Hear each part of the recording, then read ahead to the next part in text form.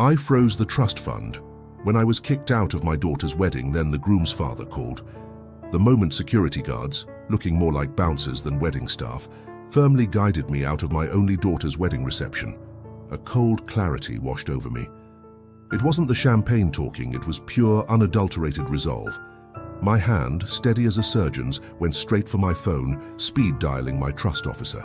I could almost hear the clink of glasses as the newlyweds Claire and Evan toasted their future, completely unaware that by then, every single cent of her $2 million trust fund was frozen solid, locked down tighter than Fort Knox.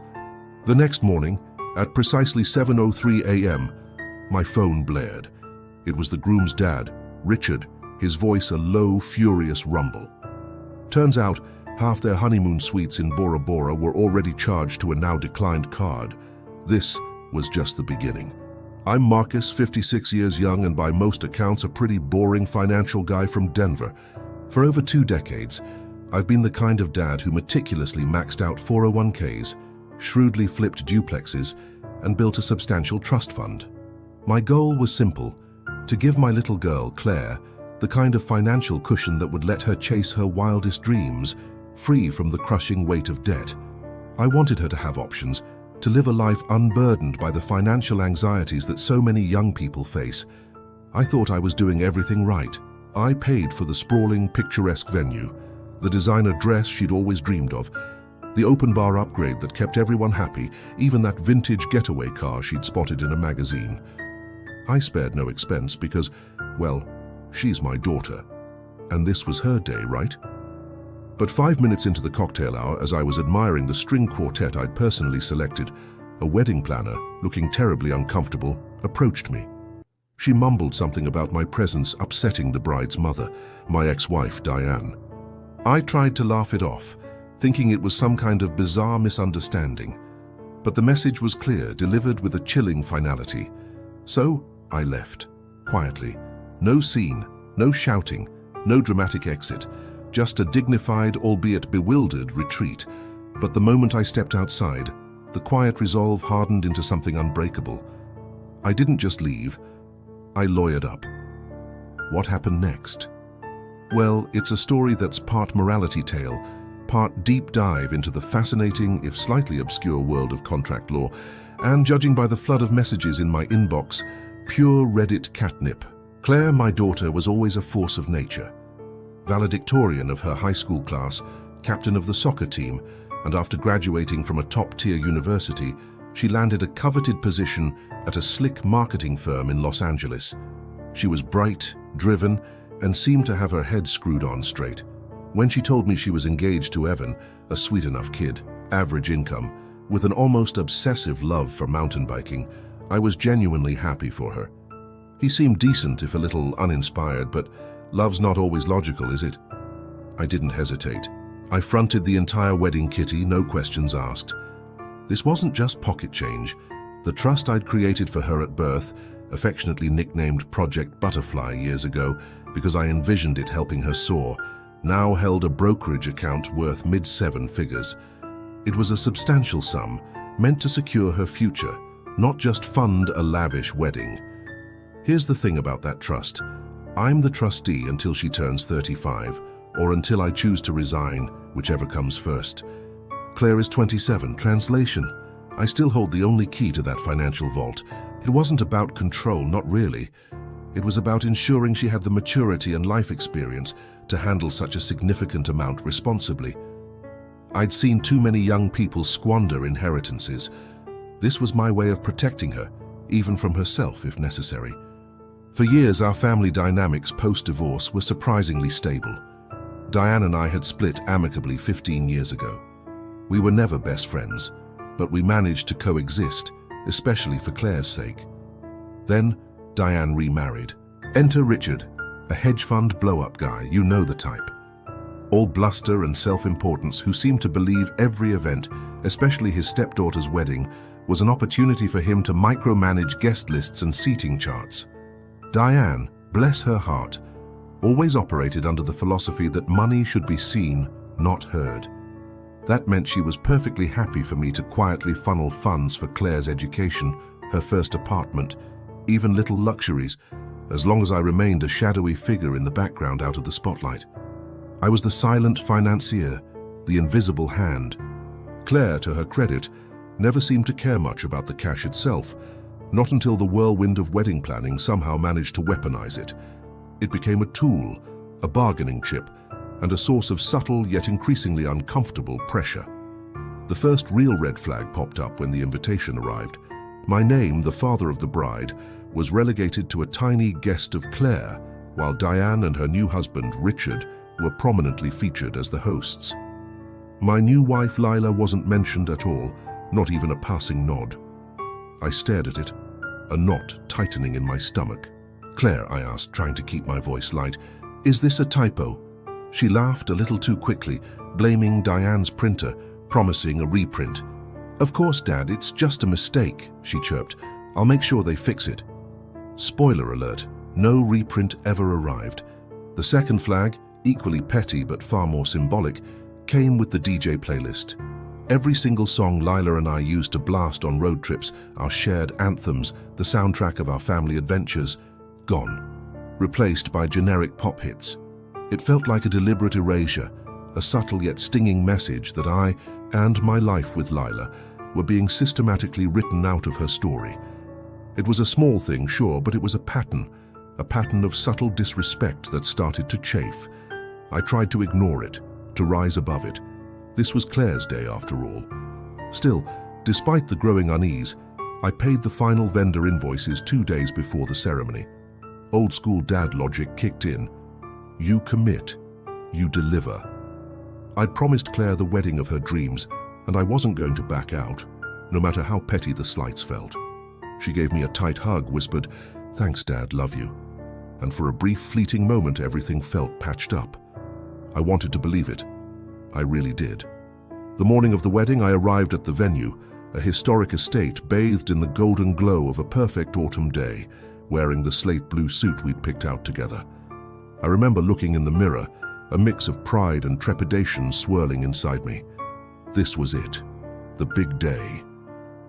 As I stepped into the vestibule, Diane materialized, a vision in emerald green, her smile a little too tight, her eyes colder than a winter morning. "Marcus," she began, her voice a low, controlled tone that immediately put me on edge. "Maybe it's best if you sit in the back and leave right after dinner." My jaw dropped. I genuinely thought I hadn't heard her correctly. She claimed my presence was rattling the groom's mother, an excuse so random, so utterly baseless, that it felt meticulously rehearsed. It was a lie, a flimsy veil over a cruel intention. My blood began to simmer. "Let's ask Claire," I suggested, my voice tight. "She's busy," Diane snapped back, cutting me off. "Security will escort you if you make a scene." I laughed, a short, bitter bark of disbelief, until I saw him, a 6-foot-plus usher built like a brick wall with a Secret Service-style earpiece, step forward, his gaze fixed on me.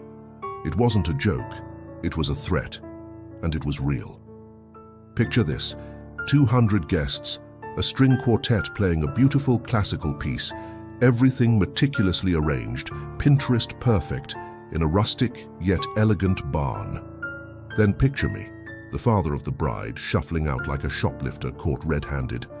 The humiliation was a physical weight. Security, a stern-faced man who clearly took his job very seriously, walked me past cousins I hadn't seen in years, past the very catering table I'd paid to upgrade from bland chicken to succulent filet mignon. Each step was a fresh stab of betrayal. Outside, the valets whispered, their eyes following me. One young kid, bless his innocent heart, even asked if I needed an Uber.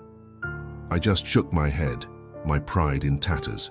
I drove home, the perfect autumn day now feeling oppressive, and sat on my porch staring blankly at the HOA-mandated lantern post.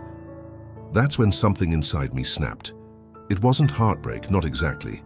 It was a cold, hard resolve born of profound disrespect. It was the decision point. I pulled out my phone, my fingers trembling slightly as I typed a text to Claire. "I guess I am not welcome. Hope your day is beautiful." I hit send. I watched the little blue check mark appear, indicating she'd read it. Then I waited and waited. No reply. That silence, That utter, deafening silence was the loudest insult of my entire life. It confirmed everything. It wasn't just Diane, Claire knew, and she chose not to intervene. I manage money for a living. I don't throw tantrums, I throw ledgers. My world is built on logic, on contracts, on the precise application of rules. I knew exactly what I needed to do. At 11:17 p.m., with a quiet, almost surgical precision, I emailed my attorney. The subject line was succinct: immediate trust suspension, Claire Dubois. I attached a copy of Claire's trust document, specifically highlighting the spendthrift clause and, more importantly, the discretionary distribution language. I instructed him to issue an immediate suspension of all discretionary distributions. Under the trust's language, which I had carefully crafted years ago, I retain the power to withhold funds if, in my sole judgment, a disbursement would impair the beneficiary's moral development. My attorney, a seasoned professional who understands the nuances of family trusts, had always advised prudence, but he also knew I wasn't one to act rashly. Publicly nuked by your own kid? I'd mused to myself, staring at the ceiling of my study. Feels an awful lot like moral impairment to me. I wasn't acting out of spite, not purely. I was acting out of principle. This wasn't about the money. It was about the absolute disregard for a relationship, for a father's dignity. Monday morning, 7:03 a.m. The phone rang. An unfamiliar Beverly Hills area code flashed on the screen. It was Evan's dad, Richard, the man I'd met twice briefly at pre-wedding functions, where we'd exchanged polite, superficial pleasantries. He skipped the customary hello, his voice a low, controlled roar. "Did you just nuke Claire's account?" he demanded. No preamble, no niceties. I played dumb for a second, my heart thumping a little faster. "Which account are we talking about, Richard?" I asked, feigning ignorance. He didn't miss a beat. He named the trust's registered nickname, Project Butterfly, and then, to the penny, cited the exact balance. My carefully constructed financial safety net. He was furious, absolutely incandescent with rage. Turns out the newlyweds, basking in their post-nuptial glow, had already charged a rather extravagant honeymoon suite in Bora Bora, put a hefty down payment on a Santa Monica condo, and run up 2 five-figure credit cards, all of course counting on the quarterly distribution from Project Butterfly that normally hit the first business day of the month. Declined. All of it. The financial dominoes were already falling. "Fix it. Today," Richard commanded, his voice tight with barely suppressed anger. I leaned back in my office chair, a wry smile playing on my lips. "Your son and Diane tossed me from my daughter's wedding, Richard," I replied calmly, my voice steady. "Fix that, and we can talk." Silence. A long, pregnant silence stretched between us, thick with unspoken implications. Then he admitted it. He'd been in the groom's suite during cocktail hour, heard something about a disagreement. He hadn't known the full extent, the public humiliation, the physical escort. He put me on hold, a series of clicks and muffled voices indicating he was making frantic calls to Evan, then Claire, then Diane. 45 minutes later, he was back on the line, his voice noticeably softer, the fury replaced by a strained civility. "They say you made a scene," he stated, as if testing the waters. I couldn't help but laugh, a genuine, mirthless chuckle. "Richard, I have texts from Diane's security badge photos and valet receipts from my ignominious exit," I informed him. "I'd be happy to email them over." He declined quickly. The truth, it seemed, was inconvenient. Before he hung up, a note of genuine curiosity entered his voice. "What's your endgame, Marcus?" he asked. I didn't hesitate. "Respect," I answered, the single word hanging in the air. He sighed, a sound of weary resignation. "Money's the wrong leverage," he countered, a hint of disdain in his tone. Maybe, I thought, maybe he was right in an ideal world. But in this world, in this family, it was the only leverage they left me, and I was going to use it. 2 days later, Claire left a voicemail. Her voice was small, tearful, laced with a vulnerability I hadn't heard in years. "Dad, please," she sniffled. "I didn't know they'd actually kick you out. Mom said you'd just ruin the photos." The words were a knife twist. ruin the photos. That was her mother's concern, not my feelings, not the bond we shared. My heart ached, a familiar parental pang, but then I remembered the catering table. The filet mignon I'd paid for, the guests' averted gazes as I was paraded out. The image solidified my resolve. I wanted to melt, to rush to her side, to tell her it was all okay. But it wasn't. Not yet. I texted back, a carefully worded message. Love you. Call me when you're ready to meet. Just us. I wanted to talk, truly talk, without Diane's influence or Evan's potential resentment hovering. She didn't call. Instead, Diane's lawyer sent an email, a curt letter demanding a full accounting of the trust. Cute. Very, very cute. It was clear Diane was still pulling strings, trying to escalate things legally. Okay, quick primer on this legal rabbit hole because I know it sounds a bit extreme. A revocable living trust, like the one I set up for Claire, is pretty flexible. It means that as the grantor, that's me, the guy who created it and put the money in, I can modify the terms while I'm still alive. Claire, bless her heart, is the beneficiary, but she's not a co-trustee.